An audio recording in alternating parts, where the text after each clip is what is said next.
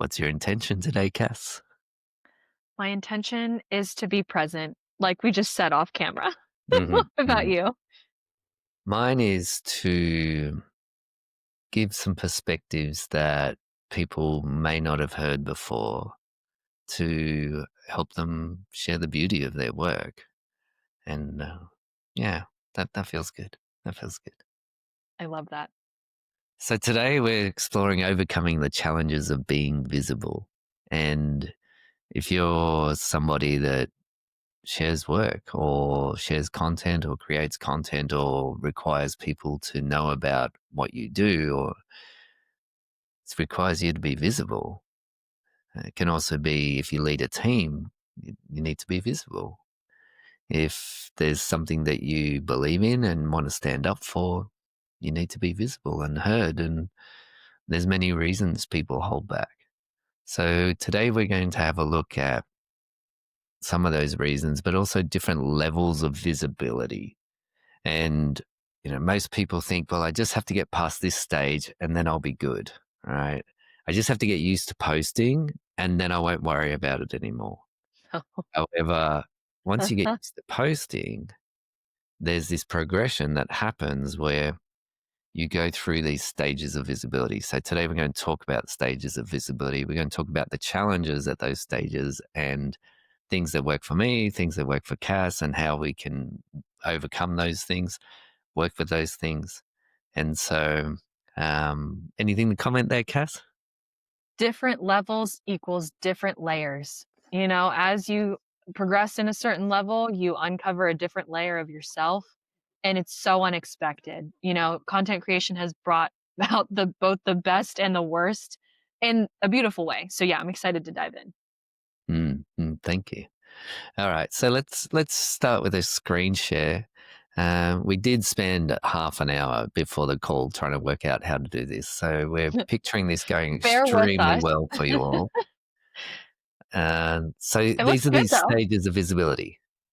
Um, and so this is something that I present in my magnetic messaging masterclass. And there's a quiz link that will be in the show notes that you can take this quiz yourself and find out what stage of visibility you're at and then how you can move to the next stage. And so basically, these are all about sharing your light with the world. So at the start of your journey of visibility, you start here as a candle, right? And so it might be, some of the more positive qualities, shall we say, you have private confidence, that you're testing ideas and you're experimenting, you really believe in what you're doing. But then also, some of the drawbacks, there's only a small audience that you have. And you might find that any criticism knocks you down. So in these, we'll call it the shadow side, right? So there's these parts of ourselves, these difficult, challenging emotions that we may not want other people to know about, but they're the ones that can take us out from being visible. So at each particular stage, there's a different challenge or series of challenges that you'll face at those stages. So, that's somebody just starting out, sharing their message, sharing their work, sharing their content. They have a very different challenge to somebody, say, that's famous, right? So, like if you're thinking about, let's just go with one of the most famous people, Taylor Swift, right? She has such a high level of visibility that she has very, very different challenges to somebody that's just starting out sharing their content. Anything you want to throw in there, Cass? Yeah, and I think, like, as people get more visible, we were talking about this earlier, like, celebrities, especially when you're a child and then you become really famous, like, think about those Disney celebrities or, like, people that are really, really young and they grow up in fame, often really struggle with self-validation or other things, right?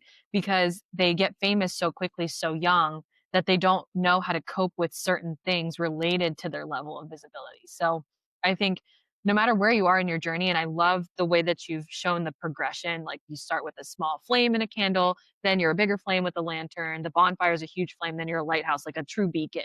And it doesn't mean that like you're any less as a candle than you are as a lighthouse. It's just different layers, different levels, or different levels, different layers. So I I definitely want to take this quiz myself. I wish I had done it before this, but I'm excited to do it after. So definitely pop that in the show notes, Ash, because this is crucial. Like no matter where you are in your journey, this is really important to understand the shadow side to your visibility. So then you can like really embrace it. Cause I think a lot of times we're really afraid to look at our shadow side and we can often suppress it and avoid it. But what happens when we do that, right? So maybe we'll get into that too. Mhm. Yeah, and it happens to everybody. It's like, okay, it's part of our human nature to have difficulty being seen or being vulnerable or courageous. And I've said this before in previous episodes that when we're vulnerable or courageous, the inner critic system kicks in, Mm. right? So if you're at the candle stage or the lantern, not so much the bonfire. The bonfire stages you have more confidence, more able to handle criticism. But those emerging stages of the candle and the lantern, where you're just getting the hang of sharing your message, you're developing your confidence, you're getting clarity in your message and what it is you want to say, and how to work with, say, for example, social media or podcasts or newsletters or emails, whatever it is, criticism can really pull you back. Whereas somebody that's at the lighthouse level, where they're naturally attracting people with their message and their content, and they have systems for getting their content out in the world, and it's very sustainable. They've been through processes of handling criticism, and it's criticism isn't bad. I'm going to give you a personal example. I remember about 5 years ago. So I'm a musician as well. I was doing this work, and 5 years ago, there's a friend of mine. We became best friends 16 years ago, and we have literally done hundreds and hundreds and hundreds of gigs together. He's an extraordinary performer, extraordinary singer, extraordinarily creative, phenomenal musician. We did a show together. And after the show, this guy comes up and he said, I spend a lot of time in Nashville. And he looked to my friend and he said, I love what you do. You are just fantastic.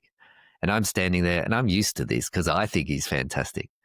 And then he looked at me and he pointed and he looked back at Ryan and he said to Ryan, you need to get rid of him. He's holding you back. Right. And I was like, whoa.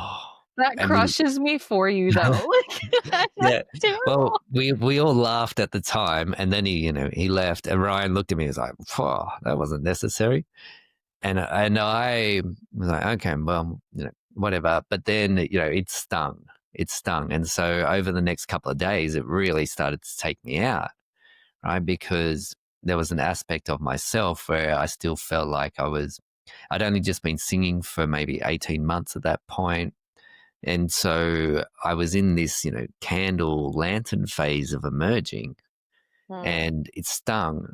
And so I sat with it for a couple of days and I went through, the 5 stages of acceptance, like grief, guilt, oh, Anger. anger. Yeah, definitely anger. I was like, that guy, I'm going to, um, but eventually I got to this point where I thought, actually, he's right. I need to practice more. I actually would need to work on my singing more and be better at my singing. And so then I kind of go, oh, okay. I didn't like his delivery, but he was an angel. And since then, and working with many clients and my own inner work, okay, criticism, it always brings you back to your inner power. And there's pretty much two ways that I find people go. It's either one, they were right and I need to improve, or two, they were wrong. I'm good. I'm strong. I'm going to keep going the way that I see. Any experience with that, Cass? All the time. It's mostly career examples, but I noticed that I love criticism at work. Personal criticism is tough, right? Like something when it comes to your hobbies and like something that you're trying. And like when I was new with content creation, it stung when people like tell you you suck or like literally anything. Like it stings when it's like something that is I don't know, I guess like your creative outlet, we'll say your creativity. It really stings when it's that. And at least for me. But then like when I go to work and I'm given like certain criticism, I remember I signed a $90,000 renewal by accident long story, I'll keep it short. It was an accident. I was an intern, and I don't know why I was responsible for that.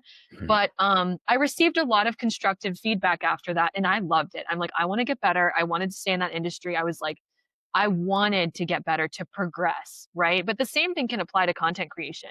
Once you have a better relationship with criticism, you like crave it a little bit because it means you're one step closer to being 1% better. And for me, now my goal, whether it's a personal endeavor or career endeavor, I'm like, wow, how can I be 1% better? And is this criticism contributing to that 1%?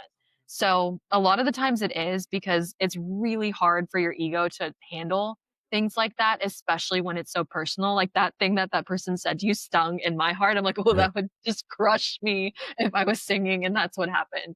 But yeah, I think that you learn to have a better relationship with it as you practice. You know what I mean? Like, I think I made a YouTube video on this about showing up and failing. Like, failing is a part of it, and practicing is part of your integrative practice is part of the craft. And have you dedicated yourself fully to the craft, which includes criticism, failure, and everything. And for me, I've dedicated myself to content creation. I get like 5 views on my YouTube videos, and I told myself I'm going to keep doing this till I get it right. And I'm like, I've already in my head, I'm a YouTuber. Mm. Like, I'm gonna keep doing this till I get it Yeah. right. So, yeah, the criticism's there. One of the worst things I got as a content creator was I got accused of being a Chinese spy. And it didn't sting in the way that, like, I think most people would let it, but I just was like, "Wow, this is absolutely ridiculous." You know, so you get some stuff like that. Like, that actively can't help me be better, like 1% better. So, knowing your line of what makes you better versus what's just mean, and you cope with them differently. Mm.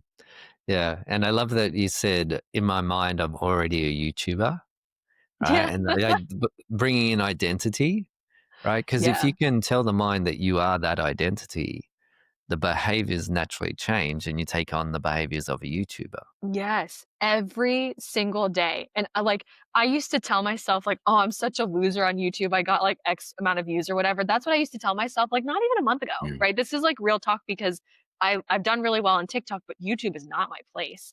And I told ever since I started talking to myself like I am a YouTuber, like I will get this right. I started editing my videos and loving it. I love editing. And I even had my boyfriend watch one of my videos. He's like, "Your edits are really good." I'm like, "Thank you. That like means a lot. You like YouTube." You know, so like the self-talk is really important because I told myself the same thing before I got on TikTok. I'm like, I'm a TikToker in my head, not even on the Mm. app. But I knew and like it will all fall into place the way it needs to. But that also doesn't mean that we ignore the criticism. Like when I have somebody look at my thumbnails or when I have somebody look at my page and like the optimization, I actually had one of my business partners do that. He's like, "Oh, X, Y, and Z, can you change that?" I'm like, "Done. I want to be better."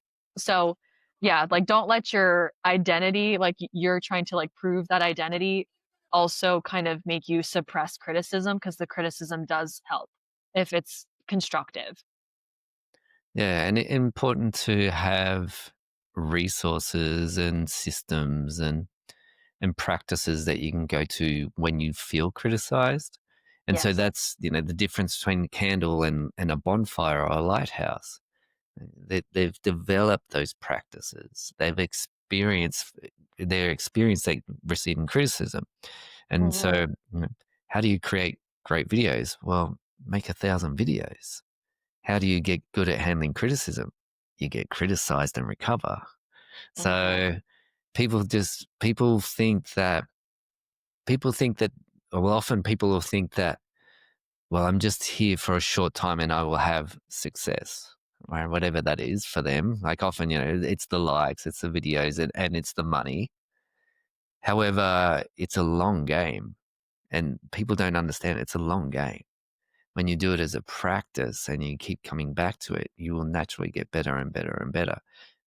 That's one of the differences between a candle and a bonfire and a lighthouse. So they've kept coming back. This is a practice. This isn't something that you click your fingers and you're naturally, there's natural ability, but those people that really have big followings and are attracting their audiences and making good money, it's because they've shown up time and time and time again. And Um, you know what? You can blow out a candle and you can blow out a lantern, but you can't blow out a bonfire or a lighthouse. and that's the distinction. And I think there's metaphors there too. Like those are easily like whisked away. Like a gust of wind will take them away. Just like the gust of wind of frustration or the gust of like the lack of discipline. And I definitely I'm curious what your feedback is on this too, because sometimes I feel like I am a bonfire or a lighthouse, but then I also lean back into candle tendencies. So not necessarily with criticism, but more from like something would set me back. Like I'm not dedicating myself to the craft in the way that I'd like to be. Can somebody identify with all parts of this in their journey, or are you typically like one at one time? Like what do you think about Yeah, well, you're a human being. So sometimes, for a lighthouse, Taylor Swift might get a comment from a reporter that actually goes in and hurts. that? Yeah. And so then she has to go back to the structures that support her. So it is, we're human. We're all things. There's this fantastic activity that I will often do in workshops, which is, who are you? Right. And it's a repeating question. And you ask the person over and over again. I think, did we do this, Cass? We did this in one of your workshops. Actually, it was in a community when you were running your community, but you've done this in workshops. Yes. Mm-hmm. Yeah. Yeah, and it's a repeating question. Who are you? Who are you? And every time someone asks you the question, you say, something that you are. So I'm a dad. Who are you? I'm a coach. Who are you? I'm a content creator.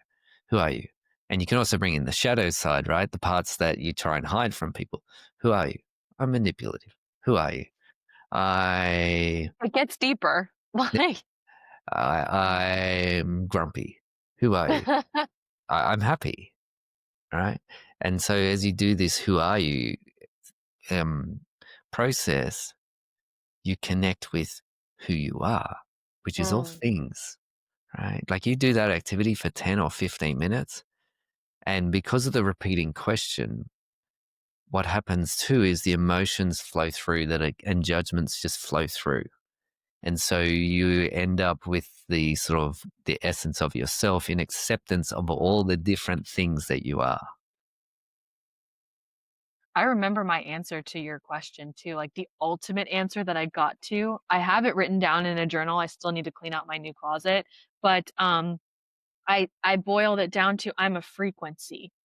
And like I think it was then I am love or something like that. Like it was boiled down to something so profound and so beautiful, but I remember saying that I am a frequency, which was so cool. Such a good exercise. If you can ever catch Ash's workshops, please do. I Mhm. still remember it. Yeah, yeah. It's beautiful work, and that's why I do it. It's such beautiful work, and it's just so beautiful to see people be themselves and share themselves. It's I don't know why in my life that's sort of something, as a school teacher, that's what I did was help kids be themselves and share themselves, and I was always creating events for kids to be seen, and then I left teaching, and what am I doing? Pretty much the same thing, helping people be seen and share themselves and their work. So if we come back to the different stages, right? So for each stage, you go through different shadow aspects. So if we go, there's quite a few similarities between candle and a bonfire, and if somebody that's a bonfire, they're getting better at sharing their message, right? And also when you're a candle, there's tech things you're learning. There's always tech things you're learning, by the way. When you start to get bonfire, lighthouse, you might outsource some of those. Um, but as these at this level, you're doing it all yourself, so it's very steep learning curve. Um, the lantern, you're starting to get more confidence. You're starting to get more clarity in the message that connects. So as you create your content, and once again, podcast, emails, newsletters, it can even be flyers, right? Like the old school flyers and workshops. You'll see which flyers are working. So people think that messaging is just online, but it's not. It's It's not, and it's everywhere. conversations. And Everything is content, in my opinion. yeah. That's a true content creator. Everything is content. Every conversation got the ears out for content. Um, but what will happen is you get better at finding the messaging that connects. So now on podcasts that I go, probably I'd say this year I've been on about 35 podcasts as a guest. Wild. The reason I do that, and I have been on some reasonably popular podcasts, but also many that aren't popular. I'm doing that to get the reps, right? And also, I love connecting with the people. But one of the aspects was doing the reps. Just go on any podcast, learn how to message, learn how to communicate, learn how to answer the questions and the types of questions people want to know. And so, once again, that's the practice. That's the practice. Mm, And mhm. I'm yet to do a perfect video. I'm yet to send a perfect email. I'm yet to have a perfect podcast interview. The plot twist is that it's never perfect, though.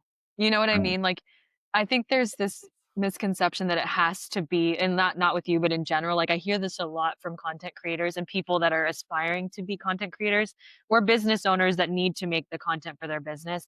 The concern's the same of like, well, I just wish the lighting was right, or I wish like I liked my message, but I didn't like how I looked, or why does my video where I look like trash do well? You know what I mean? And I'm like, as long as you're the practice, the point of the practice is the 1% better. But rarely, I've never made a perfect video, and I'm still really proud of the things that I've put out there. But of course, the things that do really well are the things that I'm least proud of, which is so random. You know what I mean? And like you sit with those and you critique them, and it's good to self critique. And but I had to stop doing that from a logistic perspective and do it from an analytical perspective. Like I'll critique my analytics, but I can't always critique the video clarity and because nothing would like it will never be perfect in my eyes. So I think that like aiming towards perfection is a nice thing, but landing somewhere in between is normal for every content creator. And I think like if you were to sit down and try to film the perfect video, you wouldn't have any videos. Definitely, definitely. And interesting around the critiquing too, the being analytical. Yeah. Mm. Yeah, I think because my content creation journey came from a place of I didn't want to be seen online. Like, this is a very relevant episode to a former version of myself before this was pre me telling myself, I'm going to be a TikToker, I'm going to be a YouTuber. I didn't want to be seen. I was used to presenting on stages in technical terms. Like, that was like stuff I would do.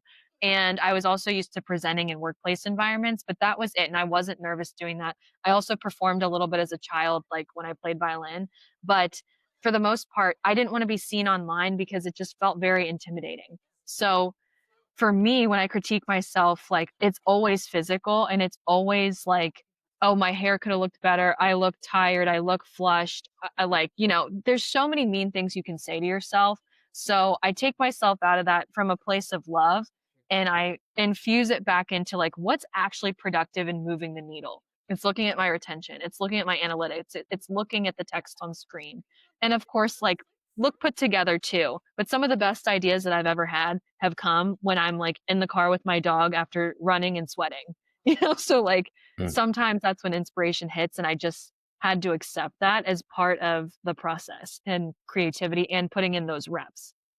Right? So, yeah, I think my personal critiques of myself that aren't analytical like kind of I have to approach those more gently. So I think I lean more candle in that way because like that's the thing that prevented me from being on social media in the first place was like critiquing my appearance or critiquing the way that I speak or just not wanting to be there to begin with. Mm. Yeah, and acknowledging that we all have sensitivities. Mhm. Yeah, and so it's going to happen. There's going to be Mhm. criticism. Say, okay, the sensitivities of our hearts, right? Like there's things that cut, and when they cut deep. Say, Yeah. okay. So bringing in the compassion for yourself for being a human being. Mhm. Yeah. So, okay. Yeah, I guess I am human. I guess I do have this aspect of my personality that doesn't like it when you know, I'm told that I'm crap and that and then I have a certain response. So can I have compassion that I have that response? Mm.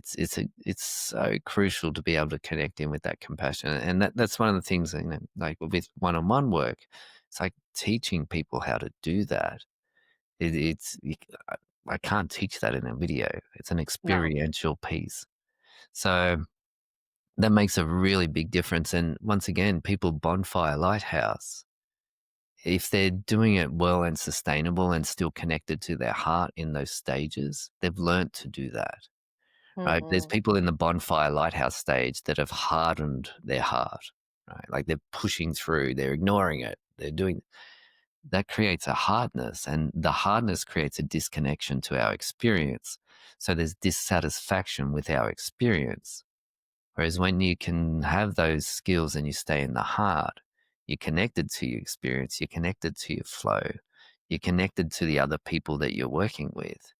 And it's a much more enjoyable experience.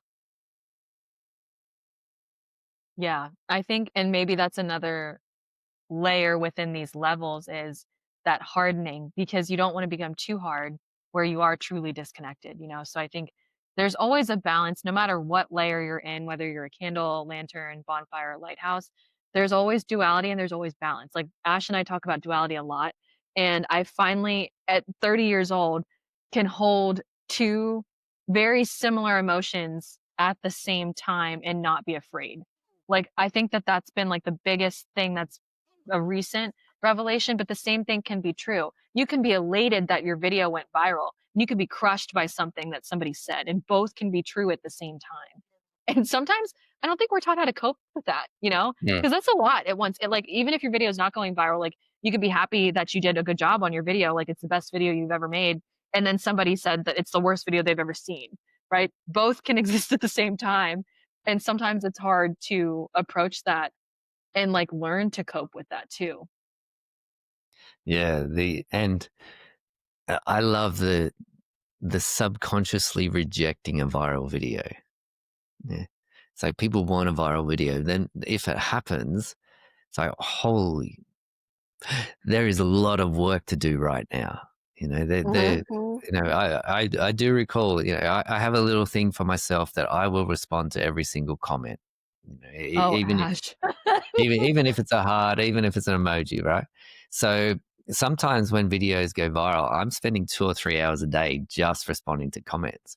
And for me, that's my, there's some that is just a heart. Yeah. It's just like, okay, well, but generally if someone says, thank you, Ash, I love this piece of, I loved the wisdom or whatever it might be.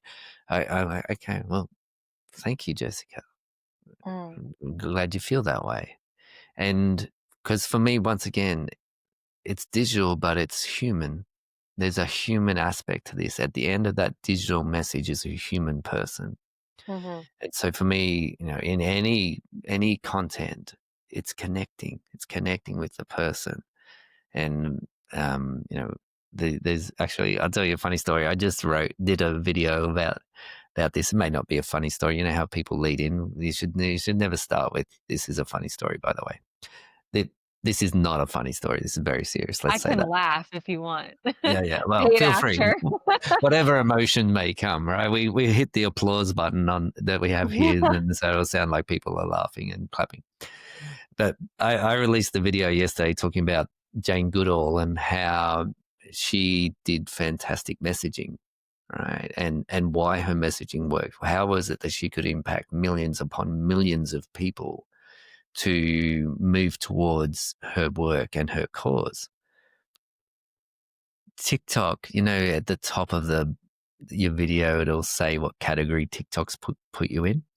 So it was a video about messaging, and in there it says Tinder messaging strategies. Right. Stop. Yeah. So TikTok classified my video as about Tinder messaging strategies, right? So what it's now doing is it's basically showing my video to people that are into Tinder. So the video tanked You on were TikTok. talking about Jane Goodall. I know. And so but these are the kinds of things that happen when you're a content creator, right? That are out of your control. It's a good video. On Instagram, it's doing really well, right? But on TikTok, it's tanked because of the category TikTok has put it in. And so I'm not taking that personally. It's like, okay, humor, right? Bonfire lighthouse. You go, okay, well, that happened. Next video. Let's move on. And Next video. make sure you check your closed captions too, because it might have picked up Jane Goodall.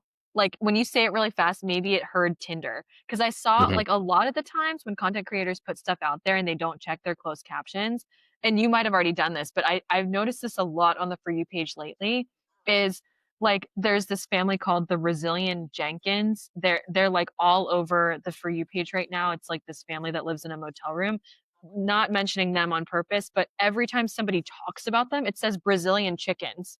And I'm like, that's so weird. And that's in their closed caption. It doesn't say it at the Mhm. top, but it will, Yeah. like the closed caption changes their name, even though the text on screen blatantly says that family's name. The closed captioning picks up Brazilian chickens. So sometimes people just don't edit the closed captions and then they get like, I don't think Tinder sounds like Jane Goodall at all, but I've Mm. seen weird things happen with Yeah. the most like innocent stuff. So Yeah. yeah. Yeah. That makes sense. That makes sense. And yeah, I didn't mention Tinder. It's like, Yeah. okay. Yeah. And I think I saw your Jane Goodall video on Instagram. But Mhm. yeah, that's I'll have to go back and watch it. Yeah. Yeah. Well, so Jane Goodall was a lighthouse. Yeah. She Like, totally was.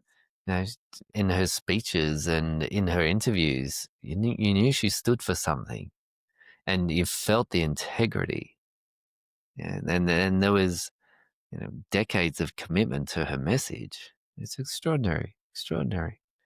So, what can happen at those higher levels, Bonfire Lighthouse? You can get what's called responsibility fatigue, where you Mhm. feel responsible for everyone watching, that you can't let them down. Another thing is you can't change your work, you can't change your message. And so you can start to feel trapped, right? So these are some of the shadow aspects of that. Whereas there's lots of creators and you do this, Cass, I do this. There's lots of creators that I really admire. Um, and they just change and they adapt and their community grows with them, or their community goes and finds someone else that is what they're interested in. But it's just a natural part. But our minds can become fixated that we're responsible for the viewers. Yeah, we've had really good discussions about that in one-on-one coaching too. And like I remember feeling exactly that way of like, well, I feel responsible for my community's success, right? I've always said I never guarantee virality. I've just done it myself.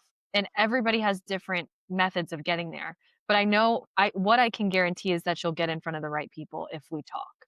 You know what I mean? Like, and I do a lot of mindset work with people individually and stuff, but like a lot of the people that come to me are the same people that want to go viral like yesterday?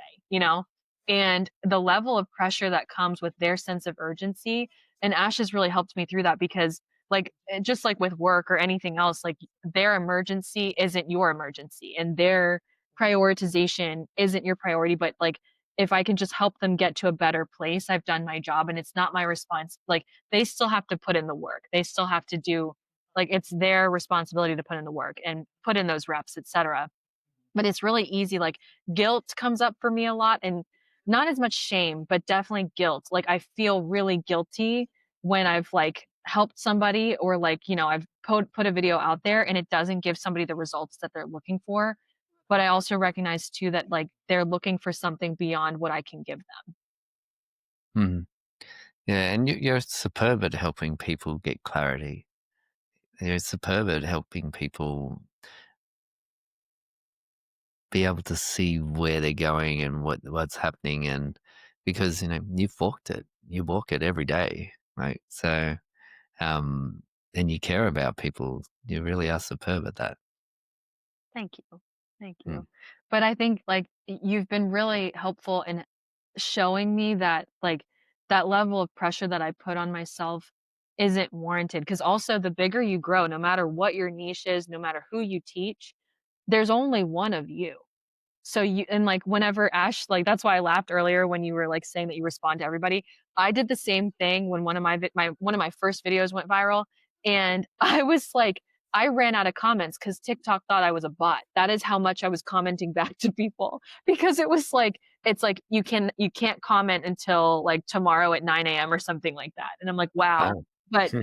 you can't duplicate yourself. And I've noticed that too. Like you can't duplicate the presence that we have in one-on-one coaching. Like some of the stuff that happens not in a video is something that can't be duplicated either. So either way, I think that, like, that level of pressure and, like, all of that stuff about, like, making sure other people succeed, sometimes you just have to be the visionary and to shine light on them so they can see the light in themselves. That's what I've sort of evolved into over time is, like, my whole job is to mirror back what's already great in yourself.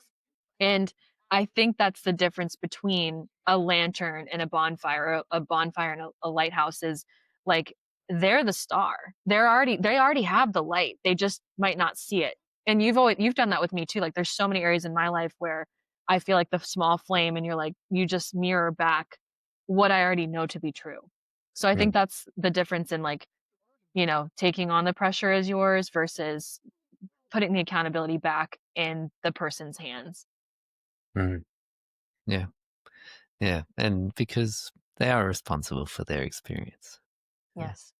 Yeah, We can love them and guide them and know that they're seen, but they're responsible for the experience themselves. And totally. yeah, that's definitely something that can be a very difficult lesson that takes time to integrate it as you take on more responsibility as well. Let's say you take on more capacity. Yeah, there is always lessons about who you are and who you aren't responsible for. Um, so I'm conscious of time. The something about just as we wrap up, something about the bonfire and lighthouse, right? And creative stagnation. Mm. Mhm. What's your perspective on that? So, yeah. Oh yeah. It shows its head as exhaustion. You know what I mean? Where like it could be due to burnout or it might not, like no pun intended with the bonfire, but like Mhm. sometimes you burn out and then stagnation occurs. Or there could be other reasons of you get stagnant because you get bored. And like that's where like the hints of a rebrand come because you're like bored with what you're doing or you stop putting in the intentional practice. And there's something stagnant about like whatever you're doing. Like you're not motivated to practice. You rely on motivation to be there. Cause if motivation was what lit you up as a candle and as a lantern, it's not going to keep you lit as a bonfire. Like you have to find other ways to stick with your process. So there's a lot of reasons why you can get stagnant, I think. But in my case, it showed up as burnout and exhaustion because what lit me up as a candle was my own sense of motivation and like I am a type A person and super like Aries energy for anybody that believes in that stuff but like very I'm 100% or I'm 0. Like I don't live in the gray area very well, but that's something that came up as my shadow self in this process of becoming a content creator and sustaining content creation at a reasonable pace is I can't bang out 10 videos like I used to every single day. And so it shows up for me as exhaustion because I had to recognize the pattern that my work ethic doesn't serve me in a consistent, dedicated practice, we'll say. Mm. Yeah, what comes to mind is if I'm lighting a fire and I get the little sticks, right, the kindling, and I light the fire, the kindling goes, and it's very bright and it's very hot and intense. That's most people at the beginning of their creative journey. They're like, okay, I'm going to do this. I'm going to do 10 videos a day. For me, when I came to TikTok, I went, okay, I'm going to do 3 videos a day and see what happens. It was a lot, but I was in the kindling phase where it's burning bright and intense. And then what happens over time is you realize it's not sustainable to be in the kindling phase all the time. You have to keep going, getting sticks all the time, right? And you burn through those sticks so quickly. So you need to move through the phases and get some bigger sticks and some logs. We call them like the slow burns, right? Like just get that slow burning log that has that deep blue flame, and it's, very small flames, but it's intensely hot and it burns for hours. And that's part of that process, is we turn into those logs that burn, right, with that deep heat. And so instead of having the anxiety of being on the mouse wheel as you go through these stages, there's more deeper trust. And so we talked about this in one of the other episodes. If you got a video that's bringing in leads, make it an ad, right? Take the pressure off yourself. So for me, in the last 6 weeks, we've been running ads. Oh, there's still people coming to the workshops. I don't have to be on this organic creating thing all the time. I do it because I like it, and I do it because there's messages and perspectives that I think will help people. But the ads are bringing people into the workshop. So, okay, that's coming into the slow burn, right? Rather than the intensity of having to have sticks to create the heat of the kindling. That's so true, and I think that there's a lot of people that come to me that they can't afford ads, or they don't know how to run them, or just whatever the reason may be, right? They wanna try organic, and that's fair, 'cause I can honestly tell you I ran ads one time on one thing, and all of my traffic came from organic, but that's a separate conversation for a different time. But I will say that there is a slow burn approach to content creation too. Like, if you are going the organic route, you can still slow burn. It's just you can't, like you said, feed sticks every day. Sometimes there's days where you have more energy, and that's like what I do now is like when I have energy, I batch create when I'm in the flow. We talked about that, Ash. We should probably do a whole episode on being in the Mm, flow, right? mhm, But I think like when I'm in the flow, I can bang out 5 videos at a time and it won't burn me out, because on the days where I have a lot going on, or I have a lot of meetings, or whatever it is, or I'm recording a podcast, recording a YouTube video, like I save that energy so then I'm like really, radiant for those things. But you learn how to preserve your energy differently, if that's your approach, right? Like when you figure out what percent your battery capacity can hold, you learn to stagger that out really effectively, and that way that is your bigger log with the longer burn time, because you're not burning yourself out from both ends. Like the little sticks, they like shrivel up and then they're just gone in mhm. seconds. But Right. like I lived like that for years, literally years, just using the little sticks. And I'm like, imagine how effective I'd be if I just became the log that I needed to be. And now I feel much better about my creativity. So there's ways to do both. The ads definitely make life easier, and they contribute to the slow burn, I think, a lot quicker. But for me, like I learned the hard way how to become that more long burning log. Mm. Which I think is so important, because it's part of the process, and by being the kindling, like, you don't get a good fire without having something to start it with. And these days we have little fire lighters and you can light the Yeah. fire lighters, right? But we didn't used to have those. And Mhm. so you had to light lots of fires to get good at lighting fires. And Yeah. so you don't get those slow burns without doing the kindling. Um, and it can be such a beautiful process, just creating content and sharing your creativity, and uh, putting the seriousness to the side. Have fun, like bring in Yes. the creativity, right? Yes. Yes, yes. There's structures that work, like hooks and keeping engagement through and leading them towards something, and that there's an anticipation or a narrative and those kind of things. But have fun. You can, it's like music. There's only 12 notes, but gosh, you can be creative with 12 notes and the space in between the notes. Mhm. Mm, That's well said. That is so good. And that's the same thing with content too. There's so much space in between what you think you're capable of. Like you might create one type of video and think that the other one's unattainable. Different formats, right? Highly edited, raw.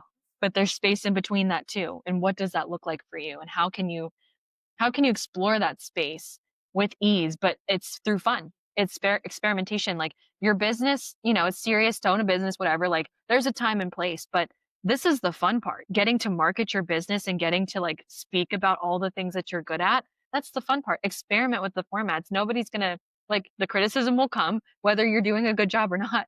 So you might as well have fun with it and like love your way. That's what I told myself in this process is like, I'd rather love my way to my next goal than resent it and hate it the whole time. mm, And whatever that goal is for you, and wherever you fall in that spectrum of candlelight to lighthouse, how can you love yourself all the way through to that process? So even when you become a lighthouse and you're so strong and you're so open to criticism and you might have other different things like the pressure and all of that stuff, how can you still love yourself in the process? Because it makes it so much more fun and so much more enjoyable to be a business owner and do what you get to enjoy. So yeah, I think much to be learned, so much duality Mm. all at once as well. Yeah, definitely. Well, thank you. Thank you. Thank you. Yeah. Thank you for Uh, listening. yeah. And thank you for sharing your experiences with the different stages and insights because you're somebody that walks it. And, So are you're a you. YouTuber, you're a TikToker. I'm a That, YouTuber, I'm a yeah. TikToker, me and all of the 5 people that watch me. But Well, I and love it. I've fallen back in love with the craft of creativity, and that makes me feel unstoppable. You know what I mean? Like, yeah. I'm putting out good information. Of course, I've, like, analyzed what value I can bring, but fall back in love with your craft. Like, this is your mission. Fall back in love with your craft, and all these different stages that come with it, they'll come, and you can feel happy about it, and whatever the shadow emotion is too, and still completely be fine. Just Mm. normalizing that because I didn't feel fine at the candle stages of my journey. Yeah, and even just knowing that there's stages and that there's different aspects that you go through in those stages, it can make it so much easier. Oh So, my gosh, that depiction just made life so much. I wish I had this. I wish I mhm, had this yeah, when I started. yeah. Well, if you're listening or watching and you're interested in taking the visibility quiz, link is in the profile. There you go. See, there's a content creator just saying for you, link is in the profile. Link is in the show notes. And yeah, feel free. You can DM Cass or I on socials. You can, um, yeah, click on any of the links that are in the show notes. We both do one-to-one work. We both help people, and yeah, feel free to reach out. And would love to hear what stage of visibility you think you're at, and if there's any particular challenges that you're facing now, feel free to put it in the comments. And something I love about content creation is yes, you're creating content, but you're creating community. So even with low views, 200, 300, 400, 500, or 1,000 or 5,000 or 10,000, whatever's low views for you, you're still creating community and that compounds over time. So, Ash, we should do that as our next episode, community and the sizes of mhm, speaking to a room of 10, 15, a million people. Let's okay, do that. I'll make a note. I'll make a note. Well, Mm. thank you, everybody. Well, Thank you, we'll see you everybody. again.